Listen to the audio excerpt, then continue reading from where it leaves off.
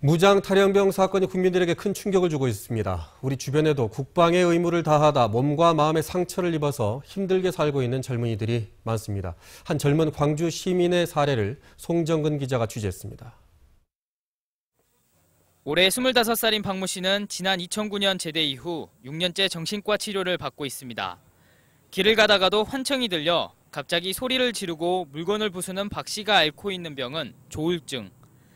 박 씨에게 병이 생긴 건 선임병들의 구타와 성추행 등 가혹행위 때문이었습니다. 박사 기고 가서 보관하기도 하고 슬리퍼 찌찌 끊는다고 발목 가도 차면서 욕설도 하고. 아들이 자원해서 군대에 간 걸 자랑스러워했던 가족들은 충격에 빠졌습니다. 유공자 인정이라도 해달라고 요구했지만 보훈청은 원래 정신병이 있었던 게 군대 와서 드러나게 된 것이라며 거부했습니다. 다친 경이나 이런 것도 복무하던 중 갑자기 나타난 조증으로 인해서 병원 치료받았다는 그런 내용의 육군본부 인증서고 의무조사에서도 군의관이 이 사람 면담하면서 했을 때도 자연 발생이다 이런 상황만.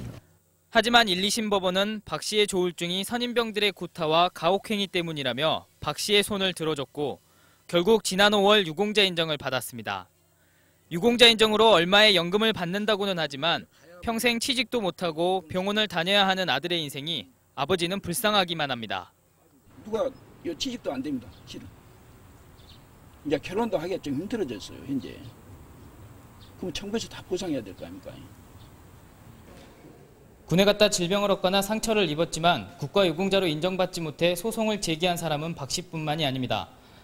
박 씨처럼 군에서 입은 질병이나 심신의 상처 때문에 유공자 인정을 해달라는 소송이 광주지방보훈청에서만 지난 3년 동안 105건이나 됩니다. 이 가운데 박 씨처럼 군복무 중 정신질환이 생겨 가족들이 소송을 제기한 것만 9건에 이릅니다. 하지만 이것도 다 받아들여진 건 아닙니다.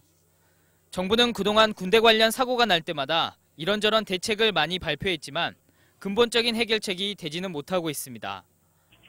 개인의 존엄성과 인권이 지켜지지 않고 단체 생활에서 모두가 획일적인 문화 아래서 다름을 인정하지 않기 때문에 이런 인권 침해 사안들이 발생하는 겁니다.